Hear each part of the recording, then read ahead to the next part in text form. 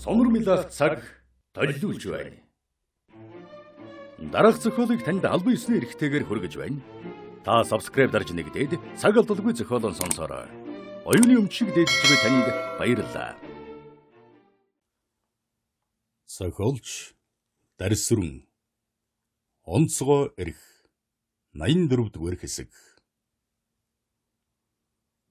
20-р зууны 30-аад оны Японы эзэнт гүрний улс төрийн гол зорилго бол Азийн орнуудыг өөрийн эзэмшил болгоход чиглэж байлаа.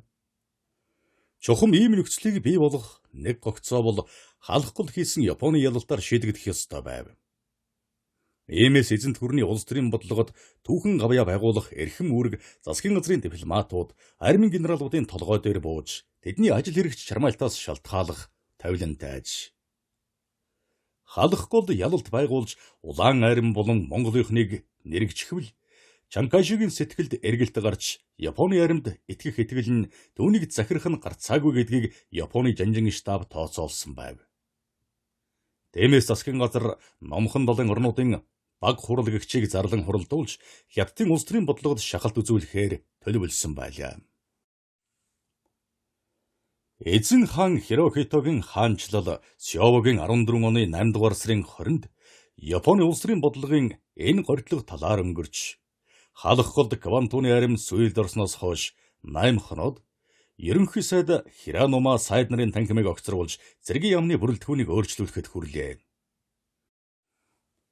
Уэда энэ бүхнийг ойлгоод гайхш тасран мухардж байхад Тозия өөрийгөө эвгүй байдлаас авраад зогсохгүй, эзэн хаанаас шагнал хүртэж цол ахих эгзэг олцоход түүнийг хэрхэн эхлэхэн бодож байлаа. Тозия сүүлийн 2-7 хоногт болсон бүх зүйлийг эхнээс нь аваад Дестрата эргэцүүлэн бодлоо.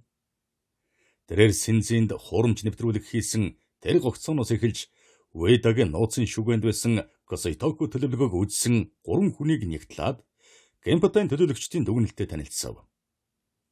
Тэд Уэдагийн нууцын шүүгээ нууц бичиг баримт бүрийг тусгай гэрэлд оруулж шалгасан хийгээд баялдааны зурган дээр гарсан бүх мөрийг тодорхойлж, хизээ, хаана, хэдийд, хэний зөвшөөрлөөр тэр зургийг үзэж хурууныхан хээг үлдээснийг нягтлан тодорхойлсон байв.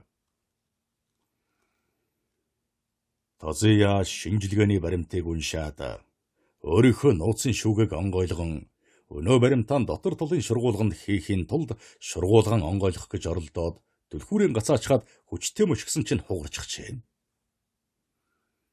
Тэгээд нууц шүүгийн мэргэжилтгүүдийг дуудаад хүлээж суухтан хар чонын хамсаатан дархан саналаа. Тозия хар чоныг байцааж шалгаж байхдаа олон сүүл сүүдэр тавьсан билээ.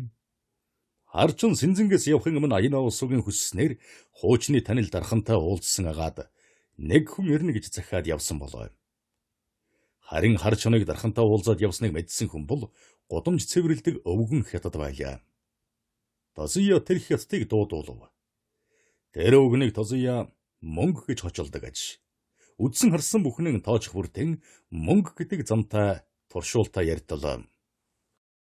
Одоо чинь ямар мөнгө хурааж хадгалах нь дээр вэ? Хятадын өөрийнх нь юан ч өнгөрлөө. Шинэ юан аль зэрэг удаан настай хэн ч мэдэхгүй. Тэгэхээр ямар мөнгө хурааж хадгалах нь дээр юм бэ гэдгийг мэдэх хүн ховор болчихлоо да. Тозия сан та надад доллар хүү? Шинэ юан хүү? Би чинь бэлэр тасраад байна шүү. Ер нь ямар мөнгө дээрэв? Гэхэд Тозия би танд доллар өгнө. Танай дарханаар нэг төлхөр хийлгмээр байна. Та ч ярилцаад ирэж. Болж игвэл ойрын үед хийлгээд өгчихвөл надад сайн юмсан гэж гуйлаа. Кака, тэр дархан надад тийм жамархан хийж өгөхгүй. За тэгээд үнэхээж боож гарна биз? Лав миний толгойн үснээс олон мөнгө нэхнэ. Харин танай штабын Аяна усууд бол зүгээр хийгээд өгөх юм байх шүү. Гэхэд Тозия уулын тогтод хэвтэж байгаа хан сүргэн дээр орчихсон амчин шиг баярлав. Юу? Эхнээс наваа Дестрата яраарэ. Наад чинь үнхүрх мэдээ байна. Гэж сануулв. Туршуул Тозияг сайхан ааштай байгаа гадарлаад одоо хэдий юм өгч мэдхэн гэж бодоод санаандан орсон бүхнийг тооч гарчээ. Айнав суу дархантай баяраар ирж уулзаад явсан. Төвнийг явсны дараа дархантай уулзаад чи чинь юун Япон дарагтай орооцолчих хаваа гэтэл миний нэг танил явуулсан бололтой гэж билээ. Баярын маргааш нь Айнав суу годомжинд сууж байгаа харагдлаа. Би төвнийг ажиглаж угаад явсан хойно дархны дортол тэр маань бөө мөнгө тоолж байна. Тэгэхээр нь би танаар түлхүүрхээлгээ юу гэтэл уурлаад чамд огт хүртээлгүй гэсэн юм. Би сажиг авчихж магадгүй гэд хурдхан гарсан. Дархан одоо гэртээ би юу? Гэртээ хэвж байгаа. Хэд хоногийн өмнө угаар цохиулаад гэж байсан ойрдон үзэгдэхгүй байсан шүү. Ер нь хэвтэрд орчихсон байхаа. Тэр чинь өвдөхөрөн хаалгаан түгжээд хэнийг ч оруулдаггүй зөрүүд хүн. Гэлээ. Тосия туршуулдан хэр тарв шан өгч явуулаад штабын тусгай шоронгийн даргаыг дуудаад дархны хаягийг өгч. Тусгайлан 20. Надаас өөр хүн түүнийг дуудахгүй гэдгийг мэдчихв.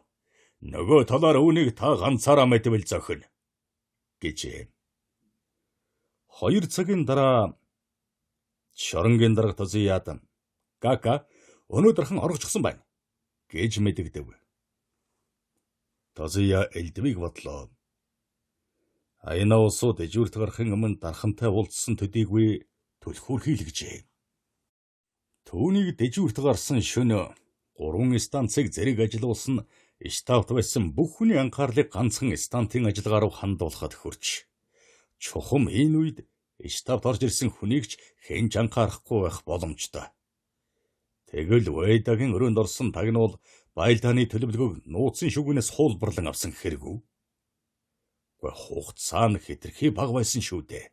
Ердөн 17 мөчийн дотор буюу 3 станцыг ажиллаж байх хугацаанд дамжих ёстой байсан. Тэгэхээр гэрэл зураг авсан хэрэг. Тэгвэл ширээний чийдэн асааж таарна. Уэда саны өрөөний цахилгаан тоолорыг шалгуулъя. Уэдагийн өрөөнөөс Байлдааны зургийг гэрэл зургийн аппаратаар авсан учраас Улаан Орос Монголынхан ерөнхий давшилтынхаа төлөвлөгөөг амжуулсан байна. Тосия Уэдагийн өрөөний цахилгаан гэрлийн тоолуурыг яаралтай шалгах үүрэг өглөө. Тосиягийн томилсон хүмүүс Уэдагийн өрөөнд дасаасан гэрлийг нарийн хэмжижээ. Дэвэс Тосия шалгалтынхны илтгэлийг анхааралтай уншлаа. Тосия Чингэд зогссонгүй. Үйл тайлагдах нэвтрүүлэг тэмдэглэж авсан өдрүүдийг ойдвын ийш тийшин явж байсантай тулгаж үзэхэд Харбин, Хайлар, Хан Ширээ, Жанжин сүм, Халуун Аршаан, Халах гол руу буюу Сэнзинд байсан хугацаатай яг мөргөж байв. Чингэд Тосия тагнуулын газрын даргаыг дуудаж Айнав сууг далдаас ажиглаж байх тусгай даалгавар өглөө. Тэгээд Уэдагаас заалт авч Айнав сууг баримтлах тухайга мэдгэдэхээр өрөөнд норов. Уэда Тосиягийн бараанаар царайгаан үрчилгэж Тосия-сан наашасо. Би сая Токиото ярьлаа. Сайд нарын тангим огцорч өнөө өглөө гайхал Нобуюки Абе ерөнхий сайд болсон байна. Тэр чинь 1936 оны 2 дугаар сарын 20-ны өдрийн бодлоонд оролцоод их төвчгөнсөн болохоор цэргийн яамны сайд Кавасима түүнийг ялуулахаар эзэн хаан танилцуулаад амжаагүй юм. Гэтэл одоо ерөнхий сайд болчихч. Итагакиг цэргийн яамны сайдаас огцруулсан болол та. Ингэхээр Жанжин штаб бидэнд ямар ч дэмжлэг үзүүлэхгүй нээлэрхий болсон. Шинэ ерөнхий сайд халах голын дайныг зогсоох талаар гадаад яаманд өөрөг өгч Москва дугаа элчин Того Улаан Оросын гадаад яаманд бараалгасан байна. Ингэхээр одоо бидний хэн маань буруутан болж байх шивдэ. Улаан Орос Монголын цэргүүд Такасаа өндөрлөгийг эзлэн авсан учраас одоо бидэнд ямар ч тулгуур байхгүй болсон. Үүнийг бичсэн зарим хүн хариуцлагаас мултрахын тулд одооноос нөхөө малтаж байна. Гэд Тосия руу сүрхий харлаа. Энэ ч тун шудраг биш явдал. Тийм хүнийг Байлдааны цэргийн хуулиар шийдэх ёстой. Гэхэд Уэда Тосия-сан тэгвэл та өөрийнхөө шав Симотог устгах хэрэгтэй болжээ. Тэр чинь Хайларын эмнэлгээс Сим оргоод Харбины банкнд байсан хадгаламжийн аваад танилцсан байна. Гэж ууртаа хэлээд Тосия руу бууж гарлаа. Чингэд Тосия руу сүрхий ширүүн харав. Тосия Уэдагийн өрөөнөөс гараад хэд хэдэн даргатай утсаар ярьж байдлыг ажиглав. Тэд нар сайд нарын танхимыг албан ёсоор тараасныг мэдээд хар амиан боджээ. 8 дугаар сарын 31-ний өдөр Пүрэв гараг. Халах голын дан эхэлснээс хойш 19 дахь Пүрэв гараг. Хайлаас толоос төдий холгүй байдаг нэргүй өндөрлөг буюу Япончуудын нэрэлснээр Такасай өндөрлөгт байсан Японы сүүлчийн бэхлэлт дээр улаан туг хатгажээ. Тозуя цаг үеийн байдлыг ашиглаж чаддаг болохоор өөрийнхөө сэтгэлд эргэлдэж байгаа бүх төсөөллөн баримтаар нотлоод манжуурт байгаа улааны тагнуулын бүлгийг илрүүлэх замаар Юкигийн алтыг шийдвэрлэхээр төлөвлөөд үүгээрэн өөрийнхөө амийг аварна гэж бодно. Тэгээд Тозуя тагнуулын хэлтсийн дарга руу утастаад одоо ингэс хийгээд ороод ир гэд штабт байдаг тусгай мөрдөнгийн даргыг бас дуудав. Чухам энхэн хугацаанд Тозуя одоо ээдрээ бүхэн тайлагдах эгзэг бүрэлдлээ. Ингэхээр Сафронов Аяна усуу хоёрыг хойшлуулахгүйгээр барий.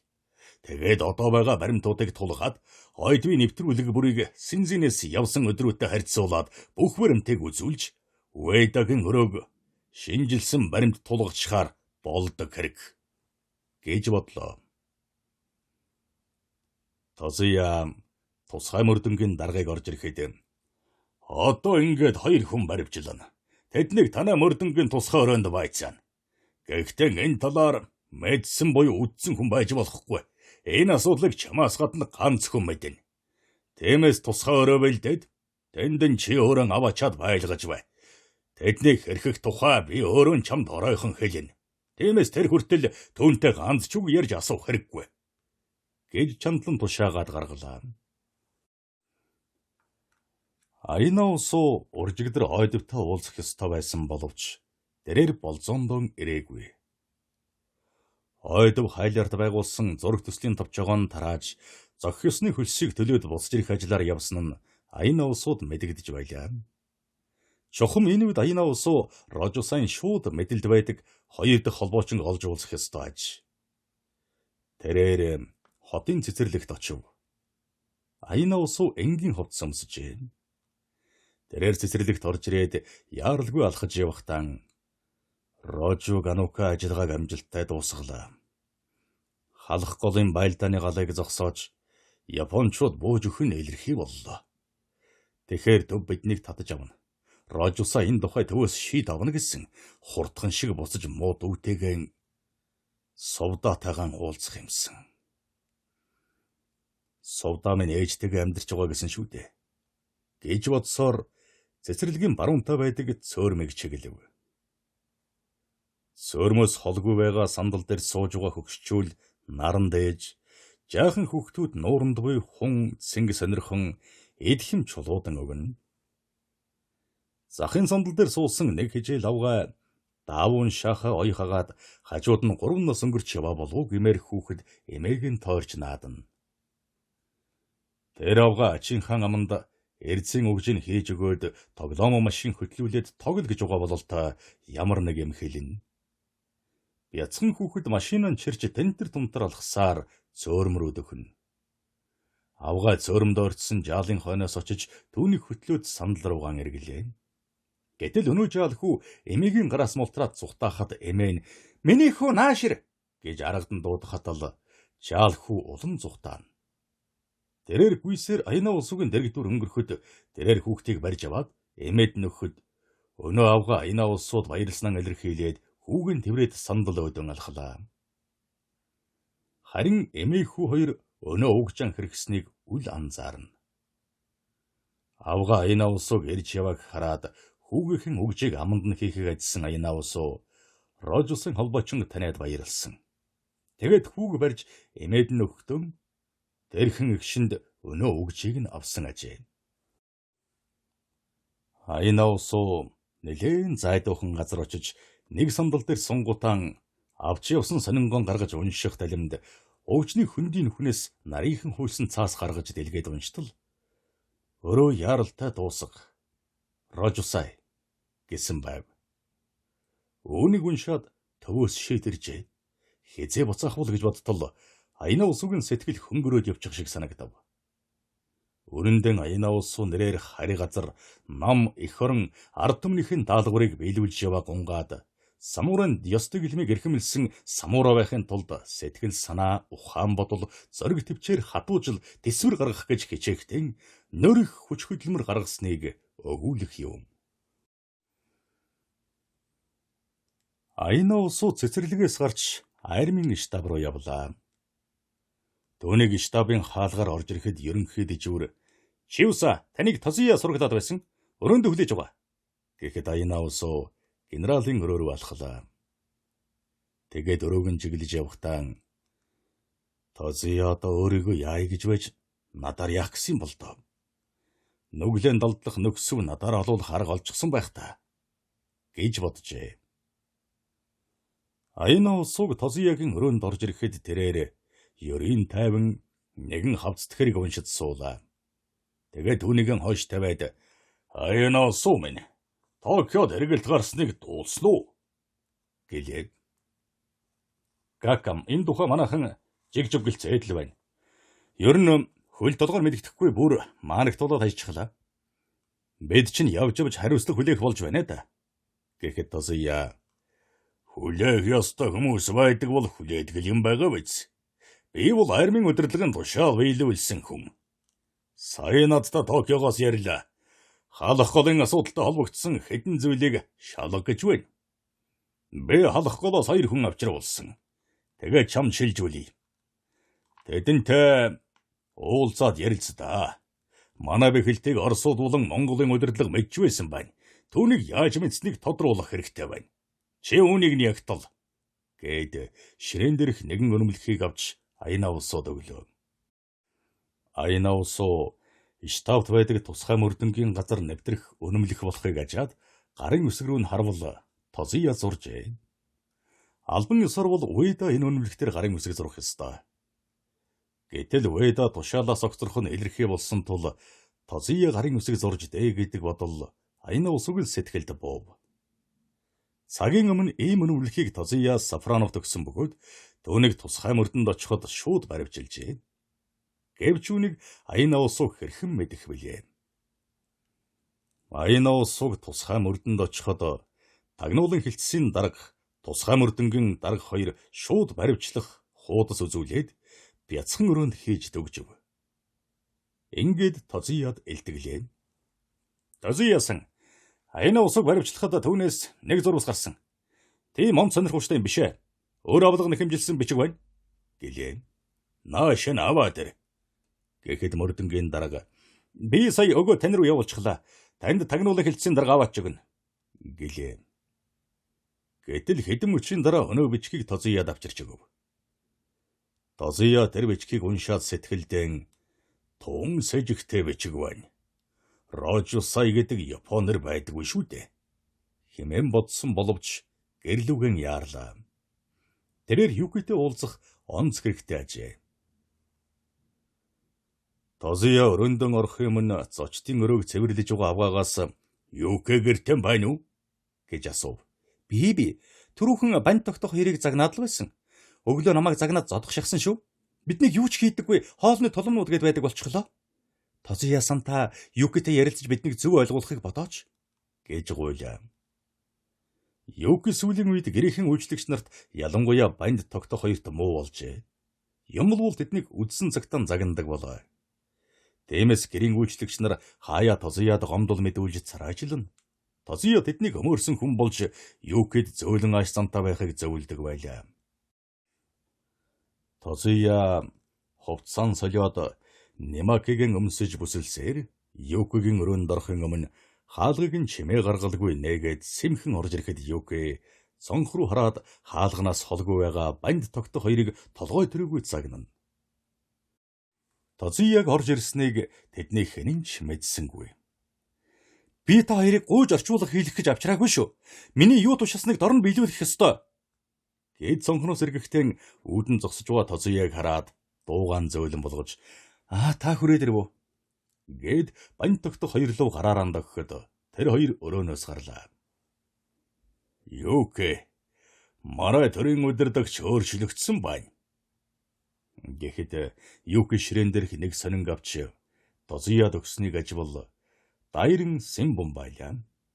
Тэр сонинд шин засгийн газрыг эмхэлэн байгуулсан хийгээд Гавантууны армийн удирдлагыг баггүй зэмлэж шин засгийн газрын улс төрийн бодлогын чиглэлийг тайлбарласан байв. Гавантууны арми халах гол суурьсан явдал эзэн хааны армийн сөрөг хүчийг муутгаж өнөө маргаашгүй бууж өгөх байсан Чан Кайшийг өгшүүлж түүнийг сэтгэл буруулах эгзэг гаргалаа гэж зэмлсэн төдийгүй Англи Америк хоёртой тохирч болох нааштай замд булчулуу боллоо гэж буруутгажээ. Юукэ? Манай арми халах голд ялагдахад хүрсэн явдал бол улааны талд орвсон хүмүүсийн балгаас болсон юм. Би гэмт этгээдүүдийг барьсан.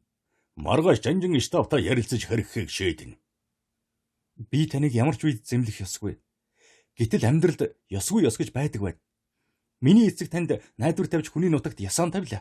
Би танд итгэж халах голыг эзэмшлээ болгохын тулд төмөр замын нийгэмлэгүүдэд хөрөнгөөр тусардаж баггүй хөрөнгө гарцадсан. Харин аз болж эцгийнхээ алтанд хүрээгүй нь их юм. Тэгэхээр одоо өөрийнхөө замыг бодноо. Японы засгийн газар бүрэлдэхүүнээр огцорч улс төрийн шинэ бодлого баримтлах нь илэрхий боллоо. Бүр тодруулж хэлэх юм бол Хятадд зууралдсан үйл ажиллагаа одоо 10 жил болсон ч энэ хിവэрэ байх болно. Тэгэхээр шин засгийн газар халах гол руу ямар ч алхам хийхгүй. Гавантууны арми бууж өгвөл Улаан Оросууд ялсан армийн хувьд Монгол руу Японы армийг дахин чиглүүлэхгүй онцгой эрхийг зөвшөөрүүлэх болно. Японы арми ялагдсны хувьд тэр шаардлагыг хүлээн авч онцгой эрхээр шийдэгдсэн бүхнийг дагаж мөрдөх болно. Юукэ, чиний боддог зөв байх. Гэхдээ сүх далайтэл өхөр амарна гэдэг үгтэй шүү дээ. Абагийн засгийн газар түүний улс төрийн бодлогыг армийн дээд зинданыхан яаж хүлээж авах нь тодорхойгүй. Тэд абыг буруутгах гэвэл нүдэрмхийн зур аваад хайчихна. Түүнээс гадна чи өөрийнхөө нэр сүрийг бодох хэрэгтэй. Манайд баригдсан 2 хүн халах гол руу чиглэсэн армийн ажиллагааны нууцыг Айнавус Сафранов хоёроос авдаг юм байна. Тэгэхээр энэ талаар чи бид хоёр ярилцахгүй болохгүй. Тэд Ойтвыг холбоочин гэдгийг гэрчилж батлаад байгаа юм. Ойтвын хувьд гэвэл түүнийг та хөгшүүлсэн. Би таны сэтгэлийг бодоод л бас давхар сүрэх юм байна. Түүнийг анх ирэхэд нь бөөрнөөсөө ягарчихсан бол яах вэ гэж би танаас асуусан шүү дээ. Харин Сафраны хувьд бол та бид хоёр хоёулаа буруутай. Тиймээс түүнийг хамгаалах хэрэгтэй. Аав та хоёр эцэгтэй нах дүү шиг байсан улс шүү дээ. Айна улсын хувьд гэвэл түүнийг Симото өгшүүлсэн биз дээ. Манайхан тэдэнтэй уулзж ярилцахад өөрснөө ч гэсэн нэг их эсэргүүцээгүй байна. Тэгэхээр энэ асуудал хүндрээд байгаа юм. Гэт Тосия Юкигийн царай өд харлаа. Ер нь тэд толгоогоороо хөлөө хийн үү, хөлөөрөө толгоо ийн үү над ямар хамаатай юм бэ? Гэж Юки уцаарлангуй хэлв. Сафранов өөрийгөө чамтай холбоотой гэж байгаа юм. Айнавс болохоор Сафрановоос даалгавар авч байсан гэж өчөөд байна. Тэгвэл тэд чинь намайг аварна гэж бодож л дээ. Эсвэл над өчрөхсөн юм байлгүй? Би тэдэнд гим хийгээгүй юмсан да. Сафранов хүний ятгалганд орж дээ. Түүнээс тэгэх ёсгүй. Юугэ? Чи Сафрановыг ерөөсөн таньж чадаагүй. Тэр чинь харбинд байсан Улаан Оросын нэг хүүхэнтэй нөхцөөд түүнийг нь Айнавс далимдуулсан байж болох юм. Энэ бүхэн тун ээдрээтэй байгаа юм. Гэд баримтууд амдаачв. Юугэ мэнэ? Өнгөрсөн баяраар эднэр манайд нэлээн орой болгосон. Тэгэд Кака бид хоёрын өрөөнд орж ирээд түлхүүрийн хэв тааруулж аваад Айнавсыг дижүүртэй байсан тэр өдөр Уэйдагийн өрөөнд орж баялдааны төлөвлөгөөний гэрэл зургийг авсан байна. Үүнийг Уэйдагийн өрөөнд асаасан гэрлийг тэмдэглэдэг тоолуураар хөөж олсон юм. Би тэднийг тусгайлан харсан. Гэмбатайн төлөөлөгч тэднийг удирдах байгаа хүнээ нэгд чамайг холбогдуулж сэрдээд байна. Тэгээд жанжин штабын тал засаж эрднээс аргалчихвол тэдний хэнийн чамар удаарч зөргөлөхгүй. Ялангуяа жаахан алт үзүүлчихвэл жанжин штабын эзэн хаан тайлтгаж чиний нэр төрийг хамгаалах учраас чиний улыг шагаасан хүмүүс өөрснөө хүзүүгэн ороосон асуудалд холбогдохгүй тулд асуудлыг зөөлрүүлж дарна. Би одоо армийнхантай энэ төргий сүйд болохгүй. Нөгөө талаар бүх алтан Америк руу шилжүүлэхээр шийдээд цахилгаан явуулчихсан.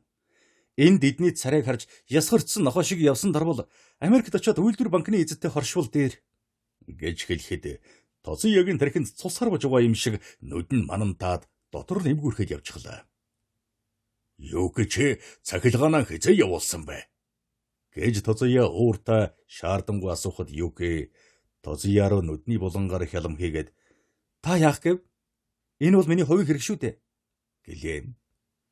Чиний хувийн бүх хэрэг Японы армийн удирдлагын үйл ажиллагаатай шууд холбоотой. Дэмээс би чамаас Шанхай руу хизээ цахилгаан явуулсан бэ гэж асууж байна. Энд чинь ёстой хойноос ирээд хот минийх, хотон дээрээ хон минийх гэдэг болж байгаа шүү дээ. Одоо байдлаа миний алхаж гიშгэх цагтах болж байна уу да? Юуки, би сайн санааны үүднээс хэлж байна шүү.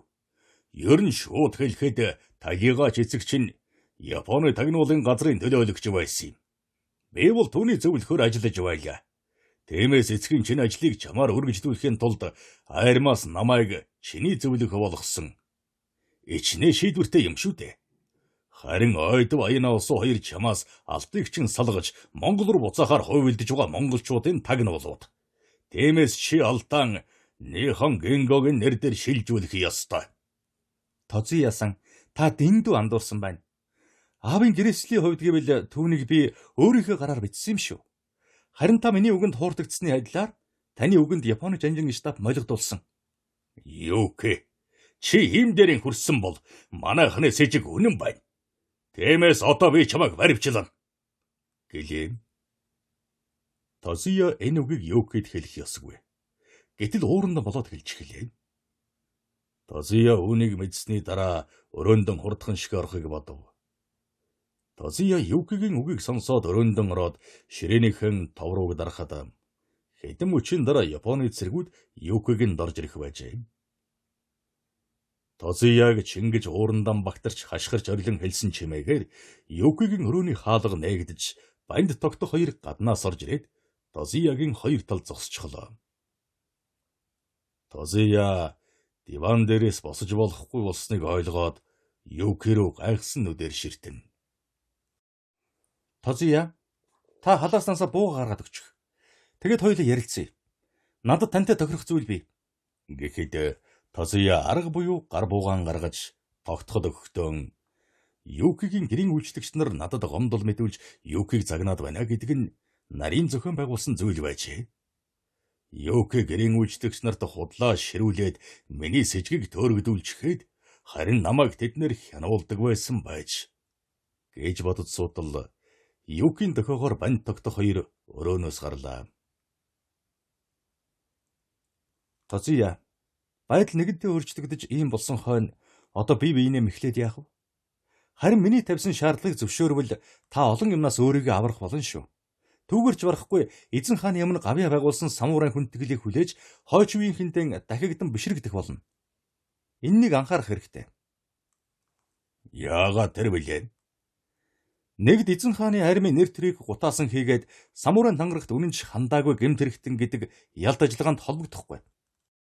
Хоёрт халах голын байлдаан Улаан Орос Монголын ялдаар дууссан тул тэд Японы армийн болон засгийн газрын төлөөлөгчдөд хэлэлцээ хийвэл ялсан армийн онцгой эрхэн эдэлж та нарыг цэргийн гэмт хэрэгтэн гэж үзэх болно. Тэгвэл та тэдний нэрийн жагсаалтанд өртөхгүй өнгөрөх боломжтой гэдгийг анхаарна биз? Гуравт Японы арми ялагдсанаа хүлээн зөвшөөрч хоёр талын хэлэлцээг зөвхөн орон нутгийн цэргийн эрхтний хэмжээнд тохиролцвол жанжин штаб, цэргийн яам, засгийн газар та нарыг самурай Бусидогийн замлаас ухарсан урвагчдаа гэж үзэх болно. Гэхэд Тозуя би тэд нартай адилхан урвагч биш гэж баядаг чадлаараа хашгирлаа. Та харийн хүмүүст Кавантуны армийн болон Японы жанжин штабын нууц бичиг баримтыг дамжуулж байснаа загаадах гэж бодвол Бусидо ёсоо баримталж өөртөө самурай эртний дэглэмээр сеппуку үлдэхээс сайхан зам байхгүй. Чухам ийм нөхцөлд Японы жанжин штаб таныг уруугч бишээ гэдгийг ойлгож шарилыг чинь Мэйжин сүмд хүндэтгэн залж мөнгөлөх болно. Гэхэд Тозуя яах учраа олохгүй балмагдлаа. 84 дугаар хэсэг төгсөв.